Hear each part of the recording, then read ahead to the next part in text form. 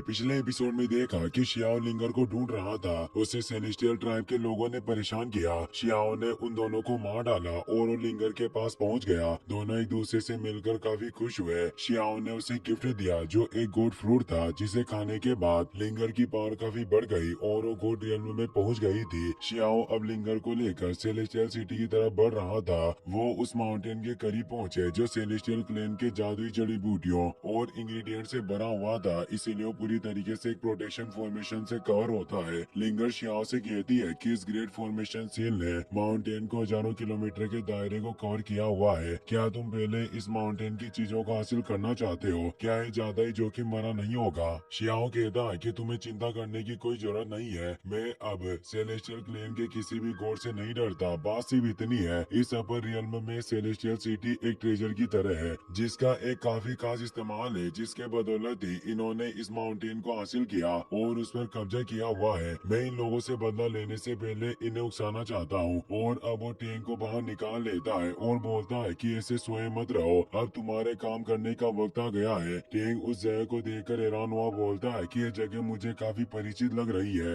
ये तो वही मनुष्य जगह है जिसके लोगों ने तुम्हें पहले प्रताड़ित किया था। शियाओ उन बातों को याद करके कहता है कि इस समय की बात काफी अलग है, अब वो सभी मुझसे कमजोर है। टेंग बोलता है कि सेलेस्टियल ट्राइब के कमीने लोगों को हम अच्छा सबक सिखाएंगे। तभी उनकी नजर लिंगर पर पड़ती है और वो हैरानी से कहता है कि सुंदरी, अब तुम और ज्यादा ब्यूटीफुल लग रही हो। जब हम आखिरी बार मिले थे उस बात को एक अरसा गुजर गया, क्या तुम्हें मेरी याद नहीं आई? शियाओ उसे पीटता है और अपनी बकवास बंद करने को कहता है। टेंग गुस्से में कहता है कि तुम मुझे परेशान क्यों कर रहे हो? जब तुम्हारे पास लड़की होती है तो तुम अपने भाई को भूल जाते हो। लिंगर हंस रही थी। वो उसे धीरे से मारते हुए कहती है कि अपनी चिकनी चुपड़ी बातें बंद करो। पर उसके गोड बनने से उसके छोटे से अटैक से ही टेंग का निचला हिस्सा टेढ़ा हो जाता है। वो बच्चों की तरह रोने लगा और कहता है कि इस लड़की ने मुझे लगभग मार ही दिया। अब आखिर मैं खाना कैसे खाऊंगा और चट्टानों को कैसे चबाऊंगा? मुझे अब मैग्मा पीकर ही काम चलाना पड़ेगा।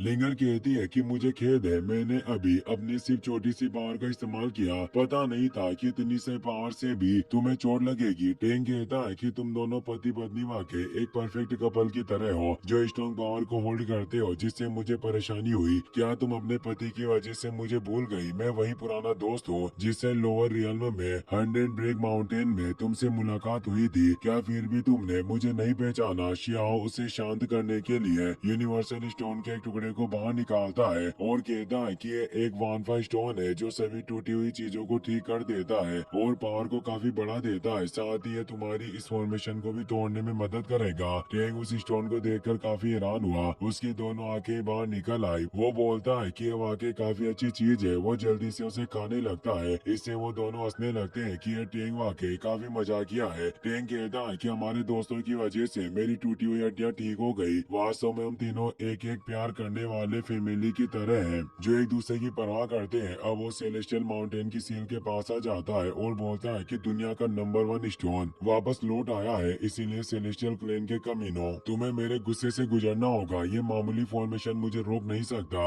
और वो एक तेज थंडरियस एनर्जी के साथ उस फॉर्मेशन पर अटैक करके छेद कर देता है, जिससे शियाओ और लिंगर उस माउंटेन के अंदर चले जाते हैं। वो माउंटेन काफी ज्यादा खूबसूरत होता है जिसका नाम celestial race ancestral medicinal garden होता है, जहाँ विभिन्न प्रकार के हर्ब मौजूद होते हैं। टेंग कहता है कि यहाँ काफी अच्छी चीजें मौजूद है। एम्बर बटरफ्लाई बाहर निकल आती है और वो तेजी से सभी हर्ब को निगलने लग जाती है। टेंग उसे कहता है कि प्रेशियस मेडिसिन तुम्हारी है पर डिवाइन मटेरियल को तुम मेरे लिए छोड़ देना। टेंग भी अब उस जगह के डिवाइन मटेरियल को एजो करने लग जाता है। शियाओ बोलता है कि छोटे मोटे हंगामे से कुछ नहीं होगा, हंगामा इतना बड़ा होना चाहिए कि सेलेस्टियल क्लेन के सभी एल्डर के बीच हलबली मच जाए। वो अपनी एशियन पिल फर्नेस को बाहर निकाल लेता है जिससे वो काफी ज्यादा बड़ी मात्रा में उन मेडिसिनल हर्ब और डिवाइन मटेरियल को निकलने लगा, जिससे अब एम्पर बटरफ्लाई और टेंग भी अपनी स्पीड को काफी फास्ट कर लेते हैं। किंगी भी ये देखकर एक डेवरिंग टेक्निक का इस्तेमाल करके काफी ज्यादा मात्रा में मेडिसिनल हर्ब एजो करने लगी। अब हम सेलेस्टियल क्लेन के एक एल्डर को देखते हैं जो इस गार्डन का प्रोटेक्टर होता है। वो एक एशियन मिरर की मदद से ये सब देख लेता है। उसे काफी गुस्सा आता है कि आखिर कौन है जो मेरे इलाके में चोरी कर रहा है। कुछ ही देर में शियाओ और उसके साथियों ने उस जगह के हजारों अरब को इकट्ठा कर लिया था। लिंगर पूछती है कि क्या हम चोर है जो हम इस गार्डन को लूट रहे हैं? शियाओ कहता है कि तुम हमें उन महान लोगों की तरह मान सकती हो जो गरीबों की मदद करने के लिए अमीरों को लूटते हैं। हम सत्य के लिए बुरे तरीके से काम करते हैं। अब वहाँ माउंटेन के प्रोटेक्शन के सभी एल्डर आ चुके थे। गार्डन प्रोटेक्टर एल्डर ने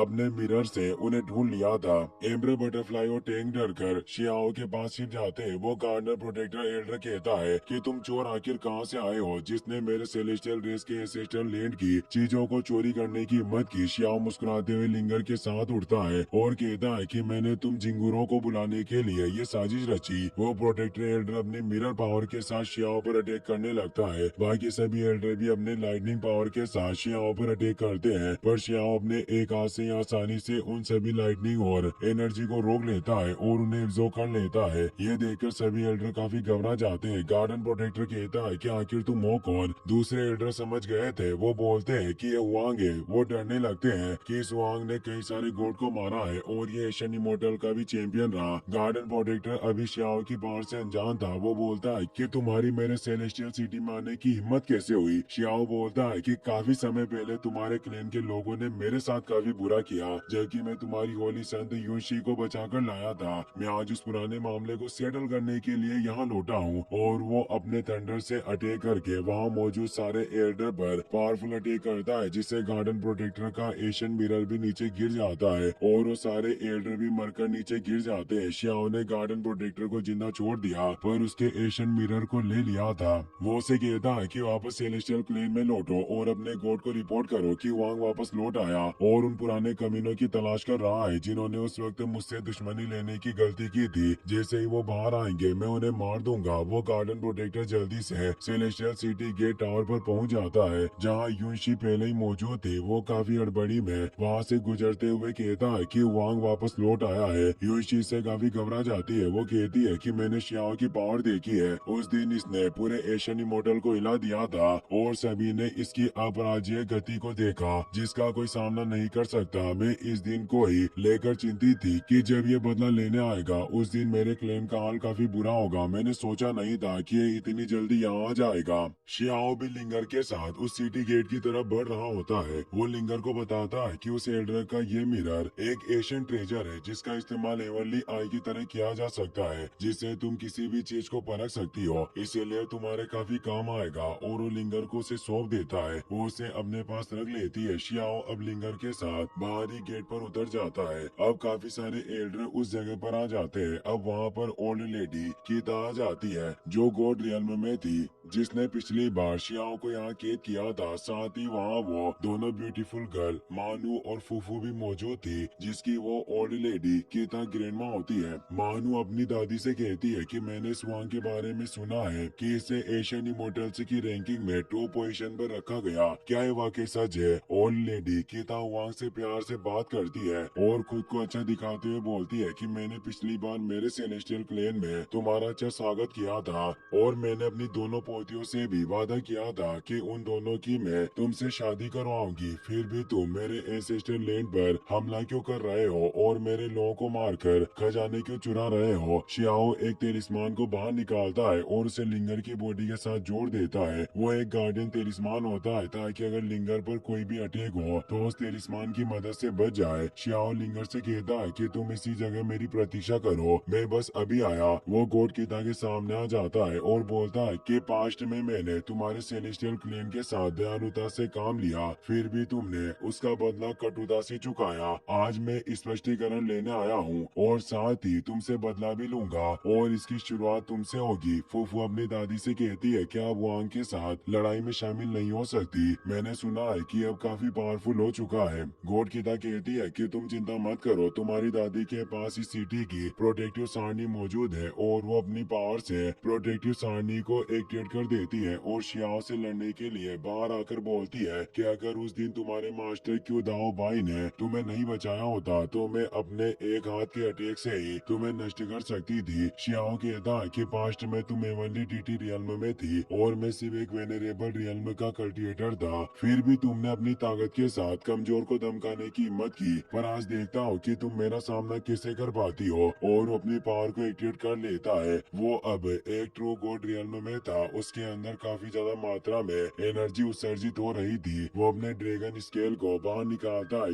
जिससे वो किताब पर अटैक करता है, पर उस अटैक को रोक लेती है और कहती है कि तुम मेरे हाथों से मारे जाओगे, और वो सेलेस्टियल नेट को एक्टिवेट करती है जिससे वो ड्रैगन बॉडी नष्ट हो जाती है। और वो सेलेस्टियल नेट शियाओ की तरफ बढ़ रही थी। शियाओ मुस्कुराने लगता है और वो कुनपेंग और बर्ड की पावर को मर्ज करके एक डिवाइन बर्ड को बाहर निकाल लेता है जो उस नेट की तरफ तेजी से बढ़ने लगता है। मानो अपनी ग्रैंड माँ से कहती है कि आप इस अटैक का सामना नहीं कर सकती, जल्दी से पीछे हट जाए, पर वो नहीं सुनती। वो डिवाइन बर्ड उसे गॉड नेट को तोड़ देता है और गॉड किताब पर काफी पावरफुल अटैक होता है जिसका वो सामना नहीं कर पाती। उसकी बॉडी पर क्रैक से पड़ने लगे और वो घायल होकर नीचे गिर जाती है। अब प्रोटेक्टिव सारणी भी नष्ट हो जाती है। शियाओ गॉड किता के सामने आ जाता है। वो अब शियाओ का कुछ नहीं बिगाड़ सकती थी। वो शियाओ से कहती है कि उस समय मैंने अपने सीनियर के ऑर्डर को फॉलो किया था, इसीलिए तुम पर अटैक किया। यंग फ्रेंड, तुम्हें मुझ पर दया दिखानी चाहिए। फूफू अपनी दादी के पास जाने लगती है लेकिन मानू से रोक लेती है। शियाओ से मारने के लिए डालू इमोर्टल स्वॉर्ड को बाहर निकाल लेता है और कहता है कि उस वक्त मेरी पावर काफी कम थी, पर फिर भी तुमने मुझे बहुत टॉर्चर किया, इसीलिए अब माफी मांगने से कुछ नहीं होगा। और वो एक स्लेश में ही उसे खत्म कर देता है जिससे उसकी बॉडी डस्ट बनकर नष्ट हो जाती है। गॉड किता की दोनों पोतियां इससे काफी दुखी हुई रोने लगती है। योशी भी परेशान होती है पर वो कुछ नहीं कर सकती थी। शियाओ अपने मास्टर को याद करते हुए कहता है कि इस औरत की प्रीमोर्डियल स्पिरिट को मेरे द्वारा खत्म कर दिया गया।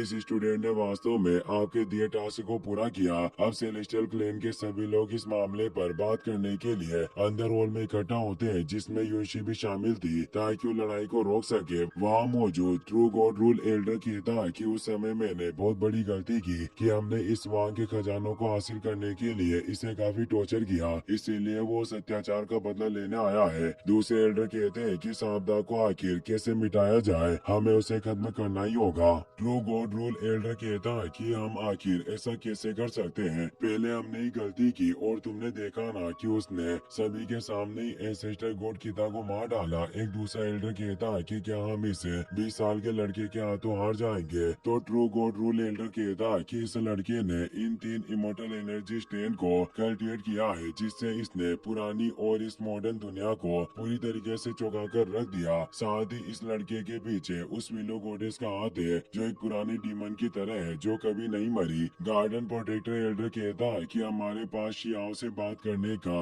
एक मौका हो सकता था, लेकिन हमने इस लड़ाई से उसे दुश्मन बनने पर मजबूर कर दिया। अगर उसके प्रति पर्याप्त सम्मान दिखाया गया होता तो आज ये नौबत नहीं आती। और वो फेरी युंशी से कहता है कि इस लड़के के साथ अतीत में तुम्हारे संबंध रहे हैं, इसीलिए तुम्हें ही उसके साथ बातचीत करनी होगी और उसे रुकने के लिए मनाना होगा। फूफू कहती है कि ऐसा कभी नहीं होगा। मानू भी कहती है कि उस लड़के ने मेरी दादी को मार डाला, अगर हमने लड़ाई नहीं की तो मेरी दादी की जान व्यर्थ मानी जाएगी। दूसरा एल्डर कहता है कि अगर हमने प्यार से काम नहीं लिया तो हम कैसे बच सकते हैं। अभी गॉड क्यूजिया यहाँ शहर में मौजूद नहीं है और हमारे सेलेस्टियल सिटी के प्रोटेक्टर गंभीर रूप से घायल है जिससे वो एकांतवास में खुद को ठीक कर रहे होंगे। हम आखिर वहाँ का सामना कैसे करेंगे। एक एल्डर कहता है कि हमारे पास अभी भी सेलेस्टियल सिटी मौजूद है जो एक ग्रेट जाइंट रोबोट की तरह है, हम इसका इस्तेमाल कर सकते हैं। पर एक एल्डर को अभी भी ये आइडिया सही नहीं लग रहा होता। वो कहता है कि अगर वांग ने हमारे एंसेस्टर के इस सेलेस्टियल सिटी को बर्बाद कर दिया तो ये हमारे लिए शर्म की बात होगी। मानू कहती है कि अगर हमने उस शरारती लड़के को नहीं रोका जिसने खुद हमें ललकारा